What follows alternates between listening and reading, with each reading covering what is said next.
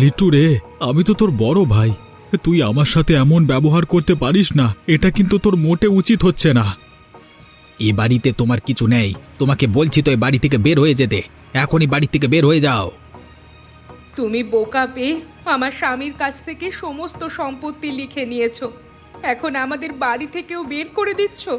ওপরওয়ালা কিন্তু এত বড় অন্যায় সইবে না।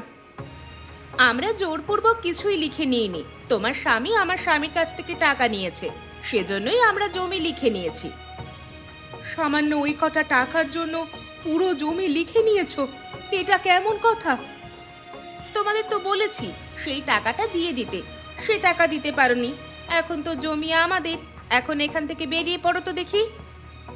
লিটু, আমি তোর বড় ভাই হয়ে তোর কাছে অনুরোধ করছি, আমাকে এভাবে বাড়ি থেকে বের করে দিস না। এই শীতের রাতে বাড়ি থেকে বের করে দিলে আমরা কোথায় যাব বলতো? শীতের মধ্যে আমরা তো মরে যাব ঠান্ডায়। তোমরা কোথায় যাবে সেটা আমি বলে দিতে পারবো না। এখান থেকে চলে যাও, না হলে কিন্তু তোমাদের লাশ বের করে ছাড়বো ঘর থেকে। ছোট ভাইয়ের হাতে মরার চাইতে বাইরে ঠান্ডায় জমে মরা অনেক ভালো হবে। চলো এখান থেকে। কে কে? চোর চোর, আমার বাড়িতে চোর এসেছে। কে কোথায় আছো? আমাকে বাঁচাও। বুড়িমা, চেঁচামেচি করো না গো, আমরা চোর নই। তোমার চেঁচামেচি শুনে গ্রামের লোক এসে আমাদের গণধোলাই দেবে চোর বুঝে। দরজাটা খোলো। কি হয়েছে? এই ঠান্ডার মধ্যে শীতের রাতে তোরা কোত্থেকে এলি? তোদের এই অবস্থা কেন? কিছু হয়েছে নাকি? যতটুকু হয়েছে তার চেয়ে বড় কিছু তুমিই করে ফেলতে।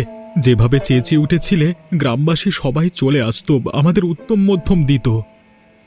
এত রাতে কেউ দরজা ধাক্কালে, কথা না বললে আমি কি করব? আমি তো বুড়ো মানুষ, এখানে একা থাকি। চোর ডাকাত আসলে রক্ষা আছে আমার? যাই হোক, তোদের এই অবস্থা কেন সেটা আগে বল। সবই আমাদের কপালের দোষ গো বুড়িমা। আমাদের বাড়ি থেকে বের করে দিয়েছে ওই লিটু আর তার বউ ফুলমতি। এটা কেমন কথা হলো? বড় ভাই আর ভাবিকে ঘর থেকে বের করে দিল? কিছু টাকা ধার নিয়েছিলাম, সেজন্য আমার থেকে একটি কাগজে স্বাক্ষর নিয়েছিল। এখন বলে টাকার বিনিময়ে জমি নাকি লিখে দিয়েছি, সেজন্য ঘর থেকে বের করে দিল। তোমার এখানে একটু আশ্রয় দাও না গো, ও নাহলে শীতে মারা পড়বো বুড়িমা। ঠিক আছে ঠিক আছে, তোরা এত বিপদে পড়েছিস, তোদের সাহায্য না করলে কি হবে? আমার ওই পাশের ঘরটা ফাঁকা আছে, তোরা সেখানেই থাক। তোমাকে অনেক অনেক ধন্যবাদ বুড়িমা। ধন্যবাদ দিতে হবে না, তোরা যা, ওখানে চলে যা।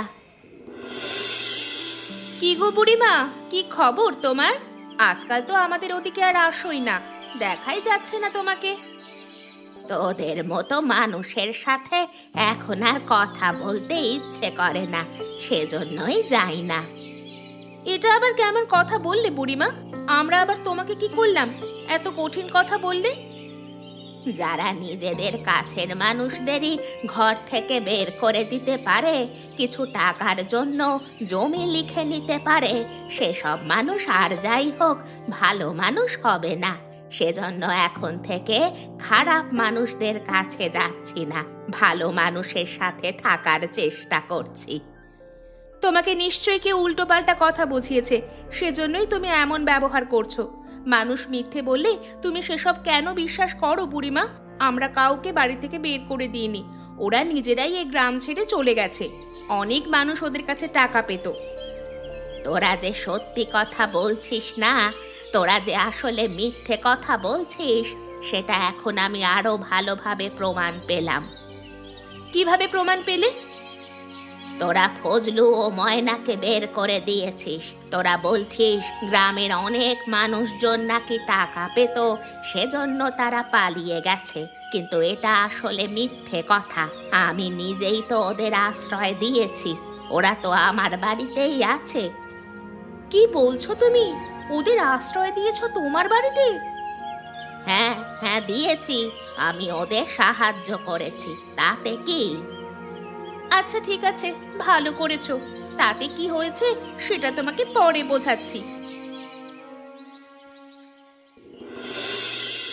তুমি এখানে বুড়ি, আমি তো তোমার কাছেই যাচ্ছিলাম। আমার কাছে আবার কেন যাচ্ছিলে? আমি তোদের সাথে কোনো ধরনের সম্পর্ক রাখতে চাই না। আমার সাথে তোরা আর কখনো কথা বলবি না। তুমি মনে হচ্ছে বুড়ি এখন আমাকে ঠিকঠাক ভাবে চেনো না। ঘাটে যে তোমার নৌকাটা বাঁধা রয়েছে সেটা তো দেখতেই পাচ্ছ। কালকে যদি এই নৌকাটা ডুবে যায় তখন কেমন হবে? এটা কেমন কথা বলছিস তুই লিটু? নৌকাটা কাজ সেরে মাত্র 2-3 দিন হলো পানিতে নামিয়েছি। এই নৌকাটা দিয়ে মাছ ধরে আনলেই আমার সংসার চলে। আমি এটা ভাড়া দিই। এটা ডুবে যাবে কেন? এখন তো ডুবছে না, কখন ডুবে যায় সেটা তো আর বলা যায় না। লিটু, তুই কি আমাকে হুমকি দিচ্ছিস? আমি যে হুমকি দিয়ে থেমে থাকি না সেটা এই গ্রামের সবাই ভালো করেই জানে। তোমার বাড়িতে যাদের আশ্রয় দিয়েছ আজকের মধ্যে তাদের বাড়ি থেকে বের করে দাও, না হলে তোমার কপালে কি আছে নিজেও টের পাবে না। এটাই আমার শেষ কথা বলে গেলাম, মনে রাখবে। কি হয়েছে বুড়িমা? তোমাকে এত চিন্তিত লাগছে কেন? কিছু হয়েছে নাকি? আমি যে কি করব নিজেও বুঝতে পারছি না। সেই দুপুর থেকে একটা কথাই ভাবছি, কোনোভাবেই কিছু বুঝতে পারছি না কি করব। বল। আমাদের ডেকেছো কেন সেটা বলো, তাহলেই তো আমরা বুঝতে পারবো তোমার এত চিন্তা কিসের। আজকে তোর ছোট ভাই লিটুর সাথে আমার কথা হয়েছিল। তোরা তো ভালো করেই জানিস নদীর পাড়ের ওই নৌকাটা দিয়েই আমার সংসার চলে। কদিন আগেই নৌকাটা সারিয়েছি। লিটু এসে আমাকে হুমকি দিল, আবার নৌকা নাকি ডুবিয়ে দেবে। এটা আবার কেমন কথা বুড়িমা?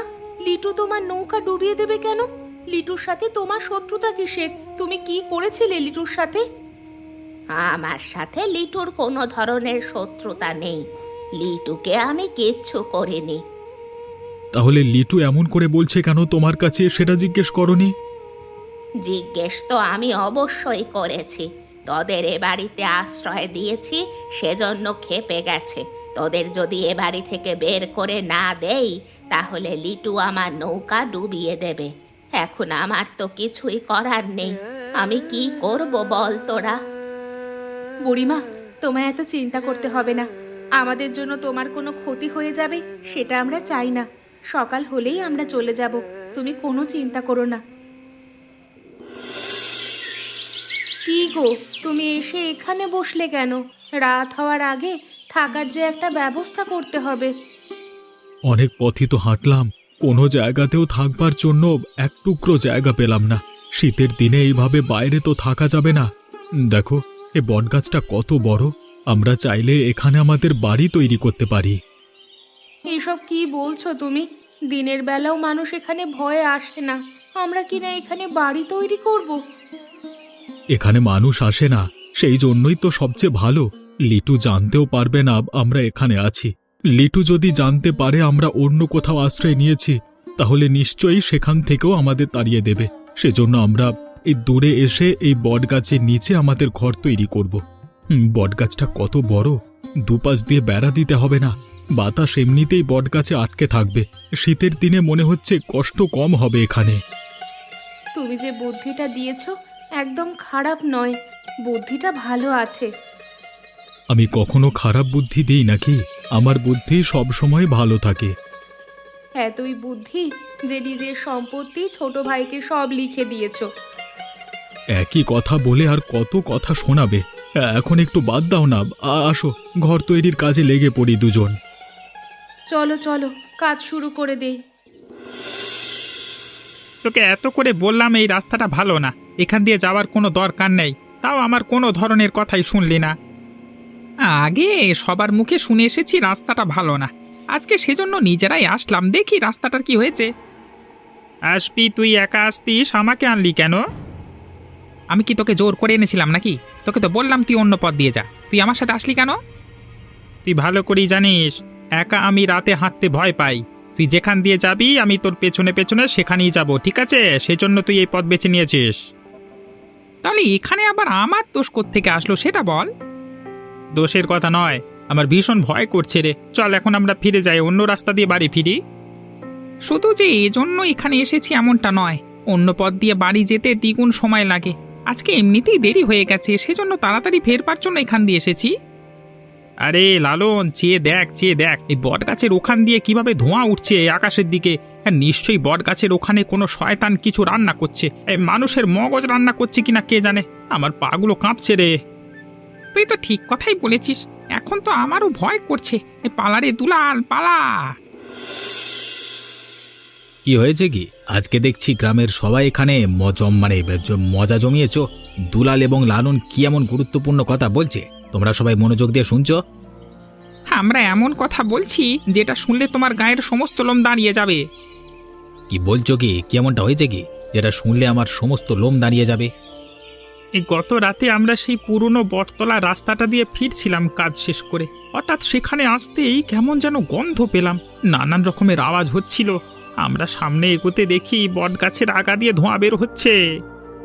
এতে ভয় পাওয়ার কি হলো?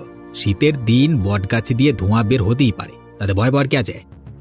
তুমি যদি সেখানে থাকতে না, তোমার ঘাড় মটকাতো। আমরা কোনো রকমে বেঁচে ফিরেছি। আমরা সেখানে দেখেছি মানুষের মগজ রান্না হচ্ছে, সেই জন্যই ধোঁয়া উঠছিল। কি বলছো কি? নিজের চোখে দেখেছো? এটা কেমন কথা বলছো? আমরা দেখেছি কি অন্য লোকের চোখ দিয়ে নাকি? যত সব ফাও কথা তোমার। কি রে ফুলমতি, তুই হঠাৎ করে আমার বাড়িতে কি মনে করে? তুই তো এখানে আসিস না। এতদিন তোমার এখানে কেন আসিনি সেটা তুমি ভালোভাবেই বুঝতে পেরেছো। সেটা তো অবশ্যই আমি বুঝতে পেরেছি। তা আজকে হঠাৎ করে কি মনে করে? যার জন্য আসিনি সেসব তো সমাধান হয়ে গেছে। এখন তো ওরা এই গ্রামে নেই, অন্য কোথাও হয়তো চলে গেছে। তোমার সাথে আমাদের ভালো সম্পর্ক, সেটা নষ্ট করে লাভ আছে? এজন্যই তোমার একটু খোঁজ খবর নিতে আসলাম। যাই হোক, এতদিনে তাহলে বুঝতে পারলি। তা কি এমন সংবাদ নিয়ে এসেছিস জানিয়ে গল্প করতে চাচ্ছিস? তুই তো গল্প করার প্রয়োজন পড়লেই এখানে আসিস, তাছাড়া তো আসিস না। গ্রামের নিষিদ্ধ যে রাস্তাটা বটগাছে, সেখানে নাকি গ্রামের মানুষেরা মানুষের মগজ রান্না করার ধোঁয়া উঠতে দেখেছে। সব কথা কে বলে? কোথা থেকে শুনিস সেসব কথা তুই? পুরো গ্রাম এটা বলা বলি করছে। বটতলায় কেউ থাকে না, দিনের বেলাও ভুলে কেউ যায় না। সেখান থেকে ধোঁয়া উঠছে রান্নার। নিশ্চয়ই শয়তানি আত্মারা করেছে, বুঝতেই তো পারছো। এটা বলতেই তুই এখানে এসেছিলি? আমি তো তোমার ভালোর জন্যই এসেছি, তোমাকে সাবধান করতে এসেছি। তুমি তো একা থাকো, এখন থেকে একটু সাবধানে থাকবে। আচ্ছা ঠিক আছে, তুই আমার অনেক বড় উপকার করেছিস। এখন থেকে আমি সাবধানেই থাকবো। আচ্ছা ঠিক আছে, আমি তাহলে গেলাম। কি বুড়িমা, তুমি কোত্থেকে আসলে? আমরা এখানে আছি সেটা তুমি কিভাবে জানো? তুমি যে এখানে এসেছো, কেউ তোমাকে দেখে ফেলেনি তো? তাহলে কিন্তু আমাদের বিশাল বড় সর্বনাশ হয়ে যাবে বুড়িমা। তা নিয়ে তোদের এত চিন্তা করতে হবে না। আমি সাবধানে এসেছি, আমি সবটা জানি। তোরা যে এখানে আছিস সেটা আমি বুঝতে পেরেছি। তুমি আমাদের বাঁচালে। তুমি আবার কাউকে বলো না যে আমরা এখানে আছি, কেউ জানে নাকি? আমি কাউকে বলবো না, কেউ জানেও না। কিন্তু আমার কথা হচ্ছে, তোরা লোকজনদের ভয় দেখাচ্ছিস কেন? এটা আবার কেমন কথা বললে বুড়িমা? আমরা তো কাউকে ভয় দেখাইনি এখন অবধি। ও আচ্ছা, এখন সবটা বুঝতে পেরেছি। কি বুঝতে পেরেছো আমাদেরও বলো। গ্রামের সবার মধ্যে রটেছে যে এই বটতলায় নাকি ভূত প্রেত থাকে। তারা নাকি এখানে মানুষের মগজ রান্না করে। গ্রামবাসী সবাই ভয় পালাচ্ছে, এ পথে কেউ আসছে না। হায় হায়, তাহলে এখন কি হবে? গ্রামবাসী সবাই ভয় পেতে থাকবে তো।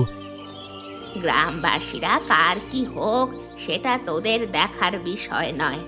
আমার কাছে একটা ভালো বুদ্ধি আছে। তোরা যদি সে অনুযায়ী কাজ করতে পারিস তাহলে দেখবি তোদের দিন আবার পাল্টে যাবে। কি বুদ্ধি বলো তো বুড়িমা, বলো বলো। আমি এটা দেখে অবাক হচ্ছি। তুমি বুড়িমা, এত বুড়ো বয়সে তোমার এত সাহস কোত্থেকে আসে? গ্রামের কেউ এখানে আসতে রাজি হলো না, তুমি আমাকে নিয়ে এলে। তোর মতো লোক গ্রামে খুবই কমই আছে। আমিও সব ভূত প্রেতে বিশ্বাস করি না, সেজন্য তুই তো সাহসী, তোকে নিয়ে এখানে আসলাম। দুজনে গিয়ে দেখবো ওখানে কি হচ্ছে। একদম গ্রামের সকল গুজব আমরা ভাগিয়ে দেব। ওই তো দেখা যাচ্ছে বট গাছের ওপর দিকে রান্নার ধোঁয়া উঠছে। আসলে এই ধোঁয়া শীতের জন্যই সৃষ্টি হচ্ছে, ধারে গেলেই বুঝতে পারবো। একদম একদম। হে কি, মাটির চাকটা কে মারলো? কাউকে তো দেখতে পাচ্ছি না। বুড়িমা, আমার তো প্রচন্ড ভয় লাগছে। তার মানে লোকের মুখে যা শুনেছিলাম তাই কি সত্যি হতে যাচ্ছে? কেমন যেন একটা মানুষ পোড়ানোর গন্ধ পাচ্ছি। বুড়িমা, তুমি আমাকে এখানে কেন আনলে? এখন আবার কি হবে? ওরে বাবা রে, ওই ভূত প্রেতগুলো এলো রে। আজকে মনে হচ্ছে আমাদের মগজোরা রান্না করে খাবে। আমাকে বাঁচাও, ভূত এসেছে, বাঁচাও, আমাকে বাঁচাও। এখন আমার কি হবে গো বুড়িমা? আমার স্বামীকে তো ভূতে পেয়েছে, এখন কি হবে বলো তো? এতদিন তো আমরা বলেছিলাম, তোমার স্বামী সেটা বিশ্বাস করেনি, এখন নিজেই বুঝলো কি মজা। এই ভূত আর কোনোদিন লিটুকে ছাড়বে না। এই সব বুড়ির দোষ। আমার স্বামীকে তুমি সেখানে নিয়েছিলে, কেন নিয়েছিলে গো? কিরে লিটু, তোর বউ এসব কি বলছে? আমি তোকে বাঁচিয়ে আনলাম, তোর বউ কিনা এখন আমাকেই দোষ দিচ্ছে। বুড়িমাকে কেউ কিচ্ছু বলবে না, বুড়িমা আমাকে বাঁচিয়েছে। বুড়িমা, তখন আর কি হয়েছিল আমাকে একটু বলো, আমি তো জ্ঞান হারিয়ে ফেলেছিলাম। বটতলার ভূতটা ভালো আছে, খারাপ মানুষকেই শাস্তি দেয়, ভালো মানুষকে কিচ্ছু করে না।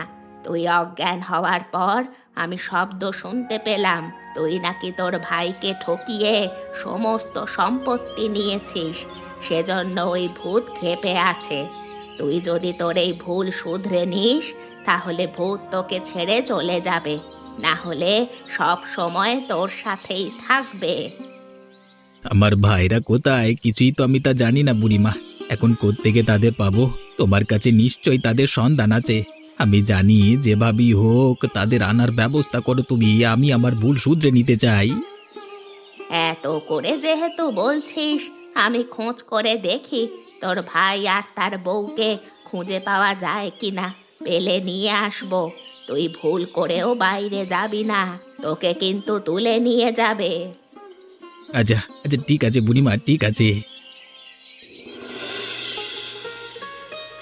অনেক কষ্ট করে তোর ভাই আর ভাবিকে আমি জোগাড় করে এনেছি। কত পরিমাণ যে কষ্ট হয়েছে সেটা তোদের বলে বোঝাতে পারবো না। তারা তো এখানে আসতেই চাচ্ছিল না। এত করে বলেছি এ বাড়িতে আমরা আসবো না, এ বাড়িতে আমাদের কিচ্ছু নেই, এখানে কেন আনলে তুমি বুড়িমা? এটা কেমন কথা? ফজলুর ছোট ভাই অসুস্থ, ও এখানে আসবে না? যে ছোট ভাই আমাকে বাড়ি থেকে বের করে দিয়েছে, আমার সমস্ত সম্পত্তি নিজের নামে লিখে নিয়েছে, সেই ভাই অসুস্থ, সেজন্য এখানে আসবো আমি? আমি এত কিছু জানি না। লিটু আমাকে দায়িত্ব দিয়েছিল তোদেরকে এখানে আনার জন্য, আমি তোদেরকে এখানে এনে দিয়েছি। এখন লিটু কি করবে সেটা লিটুই জানে। বুড়িমা, তোমাকে অনেক অনেক ধন্যবাদ। দাদা বৌদি, তোমরা আমাকে ক্ষমা করে দাও, আমি ভুল করে ফেলেছি। এমন ভুল কখনো হবে না। আমি তোমাদের সম্পত্তি সমান ভাগে ভাগ করে দিচ্ছি তোমাদের নামে। দয়া করে আমার জন্য একটু আশীর্বাদ করো। কি গো, তুমি এখনো চুপ করে আছো কেন? তোমার ছোট ভাই না হয় একটা ভুল করে ফেলেছিল, সেটার জন্য এখন সে ক্ষমা চাচ্ছে। তোমার অবশ্যই তাকে ক্ষমা করে দেওয়া উচিত। যেহেতু ছোট ভাই ভুল করে মাফ চেয়েছে, তার উপরে আর কিছু থাকে না রে ফজলু।